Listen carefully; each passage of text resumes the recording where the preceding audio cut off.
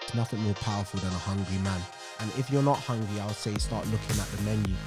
Hello, I'm Natasha Kerr. Welcome to our podcast, People of Power. This is going to empower you. It's going to build your confidence and raise your self-esteem.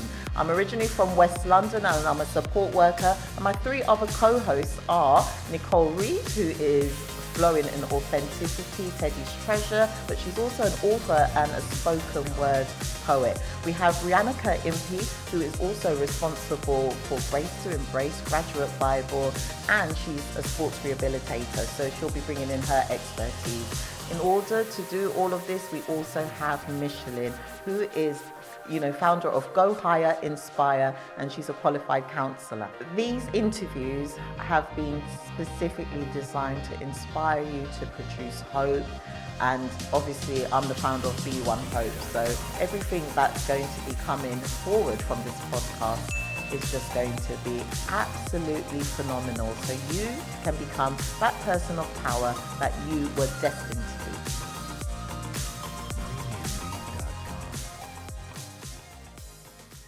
Well, listen, I just want to welcome you and thank you. I don't know whether to call you Luke or Son or Still Shadey or what. All of the above. All of the above is fine. Oh, wow. So, in a nutshell, how did you get into a relationship with God?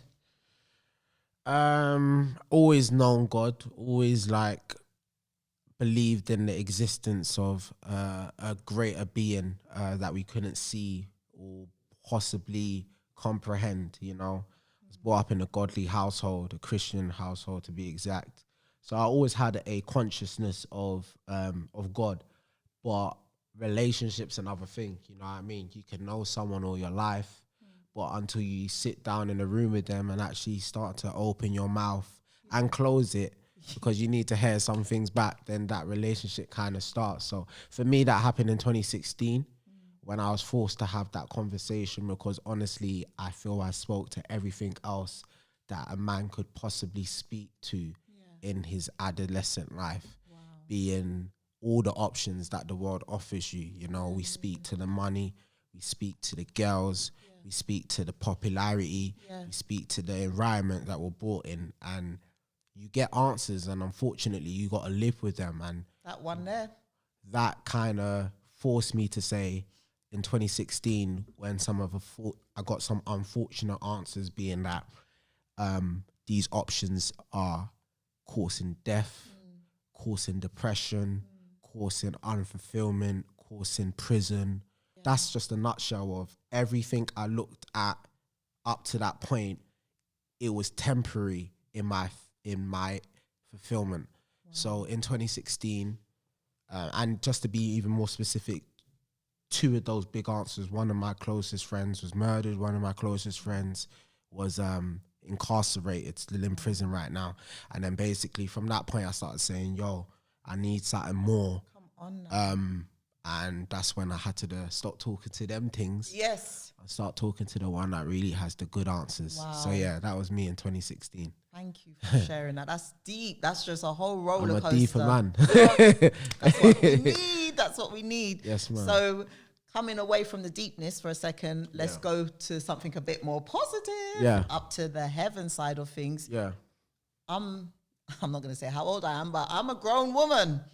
And you're making some boss moves. You're making some moves that out here. You are in not COVID trying. You season are doing. You are achieving. I've been listening to you in my house because of my younger daughter. And The G's them. yeah, I'm telling you. Coming in and seeing just the family, it was lit. It was good. Yeah, it's a family affair. We can't help ourselves. It's the most favourite ones, just to feel at home. So yeah, it's good to be here. Good. Well, you're my son now. I've adopted you. Come on now. So I just want to ask you really, really, how on earth did you transition and get into writing a song so magnificent about heaven and hope? The magnificent part's going to be up to you and everyone else that listens to it. But song's heavy. Yeah, thank you. I've been writing for a long time. I think I always say I've wrote my first song at age 13. Probably not that magnificent, but I've always been like a I've always desired to tell a story, tell my story. Like I've always wanted to be authentic. Like the type of artist that I listened to when I was younger was like the Nas's, the Jay-Z's. And despite what they spoke about, it was just always clear and easy to draw into their world.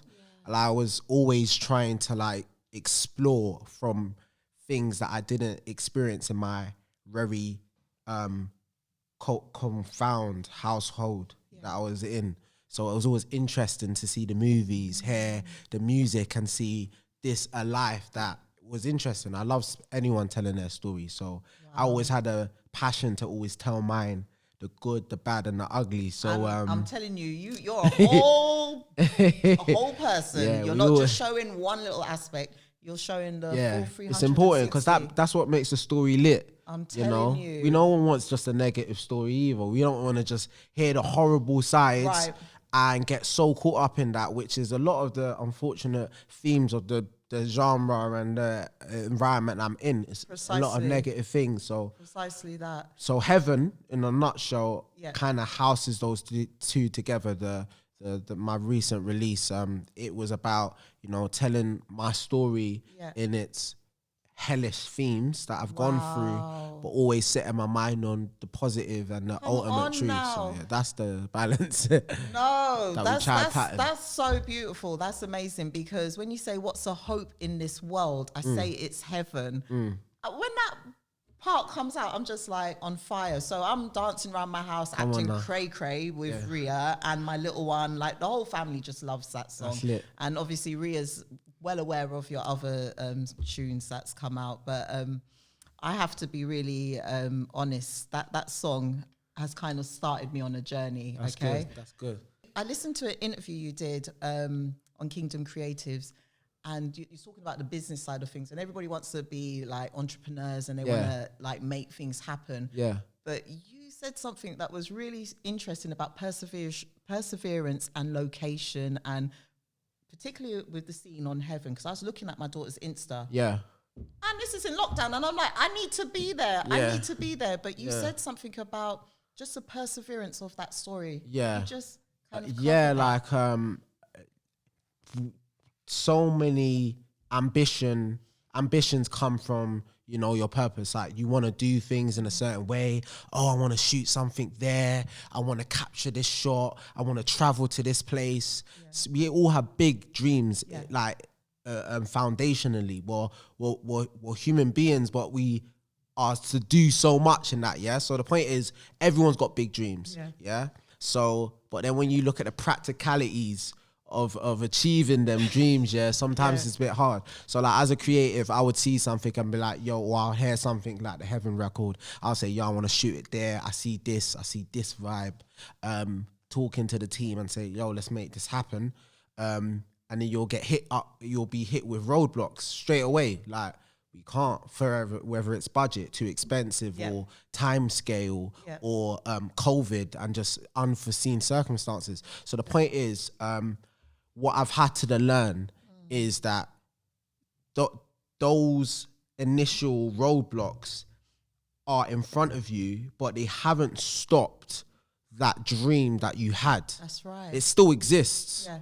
It's still there, but things are in front of you, and it's real in practical lifestyle, with like in school and family. You have so many roadblocks. I'm loving what you're saying, because that's just like welcome to everybody's life. But you literally said something in the thing about, okay, you might have had like applied for funding for a certain amount. Yeah. And the realities is like, well, this is what you've actually got. Yeah, literally. So like, exactly. You still have that dream, but it's how you deal with those roadblocks. Yeah. So when we're told about budget limited and that, I'm still adamant that this dream is supposed to materialize. It's supposed to be in existence. So that's where you have to start managing what you have more carefully. Money's there, Money is a horrible boss, but it's a powerful servant. That's what I mean? If we let money work for us and we stop trying to work for money, we can start using it a bit better. So now saying, okay, I actually do have the funds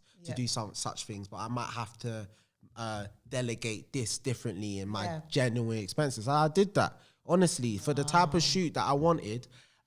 one, I had to persevere in terms of start looking for the funding. So sitting down and applying for funding, looking about from people that will invest in your amazing dream. Because there are people there, whether it's your mum, whether it's your dad, whether it's the bank, whether it's the bank, you know, there's so many ways you can think out of the box and achieve a sort of progressive step to achieving that dream. So you do that and things can happen. And that leads me on to the next question, because when I was like messaging you and stuff, you were so sweet, because you was like, Ma, actually, I'm sorry, I don't even check my emails. I have someone doing that for me. I was like, oh my goodness, this guy, this is awesome. I still pre the emails though. I have to, like, my mind is, but ultimately, yeah, like, but that's delegation. The level you're at. You are actually delegating, so you're able to really work on your craft.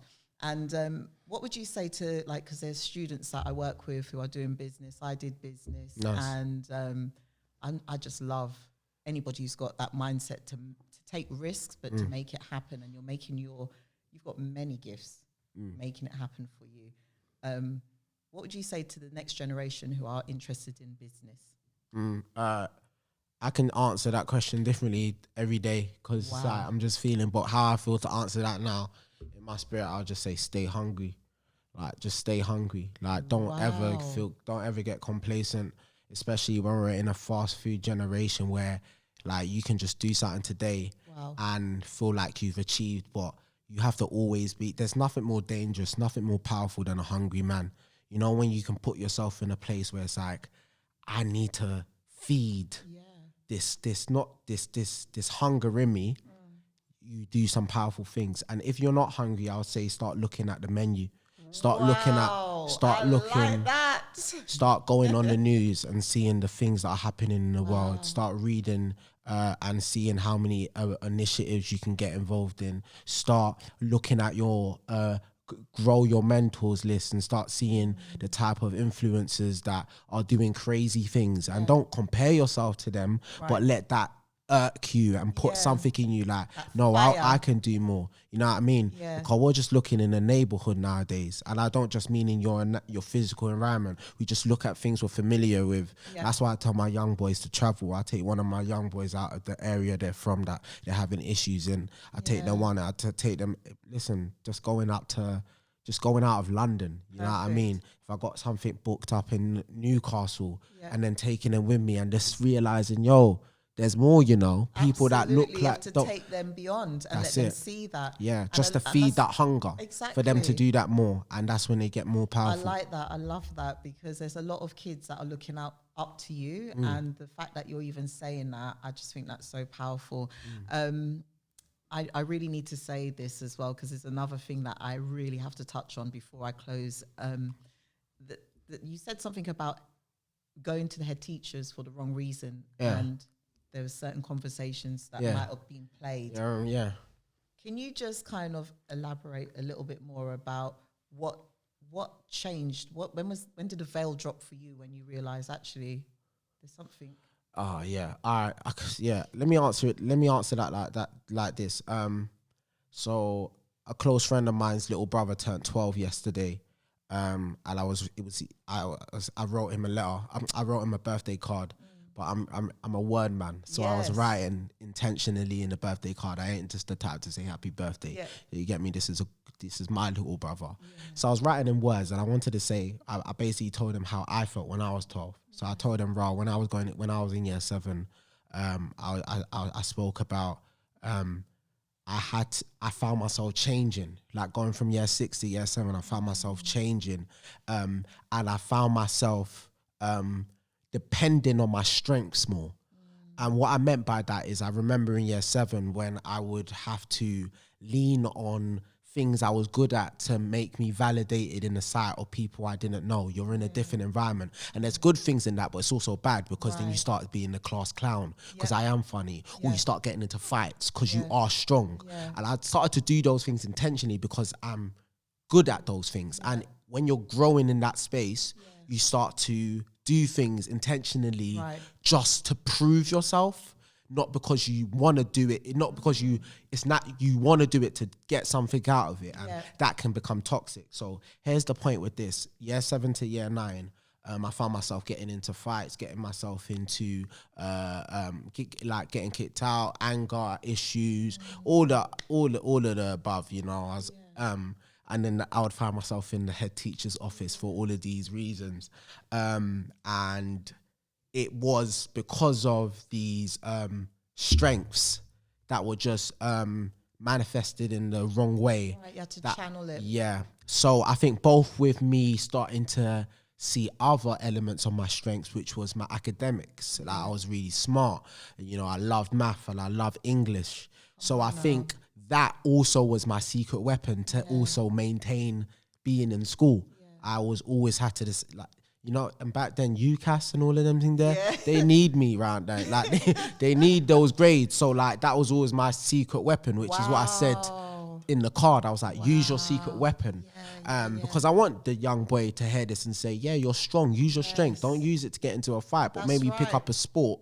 I want the funny person to say, yo, let's angle that into maybe writing jokes and look at the amazing comedians, Mo the comedian, there's people that do that. So that's what I meant, but because then things started to transition from me getting into the head teacher's office only when I was being punished and penalized for something, but I started to be more recognized for some achievements that I didn't really know were gonna form the biggest part of my life, which was, you know, I did an English poem in year 9, and I remember my English teacher, Miss Harding, I love you. If somehow you can see Harding, this, where are you? If somehow listen, I've done the thing. I've tried to Facebook her, tried to find her. I can't find her. Like she changed her name. There's always that one teacher. She sowed a seed for real. Wow. She basically called me out of class and she said to me, like, Luke, we got year 6 is coming in for new, like, open day. I want to tell them more about English. So can you do like a rap about English? Wow. I was just like, why? I won't even rap. Like she said poem, but she was like, you know, make it fun and that. And I said, all right, miss, I got you. And she's my, that's not homework. I don't need to do that. Wow. But she asked me, and this is another thing, responsibility is a dope thing. Give a kid responsibility in something they're strong at, and they will take it on board. So I took that on board. I remember being after school, I was like, yeah, I got something. And she was just like, yeah, perform it. They came in, and then all the different departments was like, they were just must have been talking about me, and then all of a sudden I just started getting pulled out of class, and they were like, "Oh, I went Harris," and so Lord Harris was coming in. Different parents, even they started saying, "Can you do it again? Can you do it again?" So I remember your gift will make a I was way. just like, there were like different things. There was one, if you know about Harris Academy, like they got so many so many schools across the I don't, but London. I'm gonna be looking into that. Yeah, Lord Harris, but big him up. He, if you see this, well, shout me. We got to do some business. Like Lord Harris, he's opened up so many schools, so many academies. So yeah, the school that I went to. This is really deep, so I really want to say this. Like he would go around taking schools and changing them into academies, and it will better their education there. So there's hundreds plus. Any area in South London, there's a Harris Academy there. Harris Academy Peckham, Harris Academy Hurley. You know about Harris. So the point is, like, he came into the school and everyone's always like, oh, that's Lord Harris. So then, and like, this is me, like, this kid that they were saying, trying to get out of Harris when my school changed into Harris, to now say, Luke, Lord Harris is coming in. We want you to do like a private performance for him and stuff. So I did it, and like, there was 1 minute I was thinking I was like, bro, do you think Lord Harris will sign me? Because he's got money in it. So I was thinking he could sign me. Like, big man thing, he brought out my parents one time for some dinner with the other board, and like I performed it there, and like that was when I first saw my dad look at me as well. And look like, rah, my boy's got me in some. Come on now. So that was a real blessing for me as well. And another conversation for another day, because everyone wants to really make their parents proud. So yeah, use your gifts and they will make way for you. They will make room for you. I'm sensing that. Okay, thank you so much for your time. I'd like you to just recommend one of your songs that you think the viewers might be able to connect to, or you can share the reason behind it, why you'd like to share this? Yeah, I had one in mind, but now I'm going to decide another one just on rolling from this conversation. Okay. The song that I'm going to recommend is taken from the Sabbath EP that I released earlier this year in February, and it's the first track entitled DW, which stands for Don't Worry.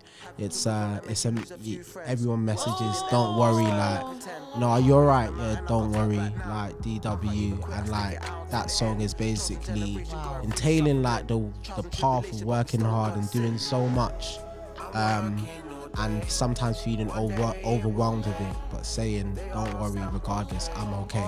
So I hope that resonates with someone listening.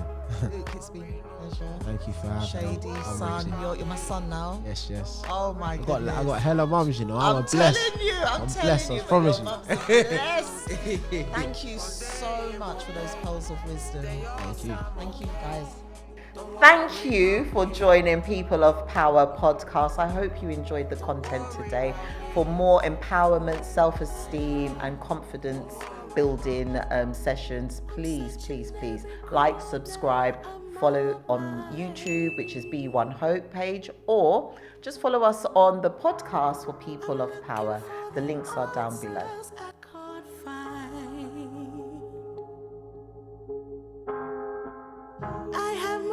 And life has its lessons. I try to be grateful and count all my blessings.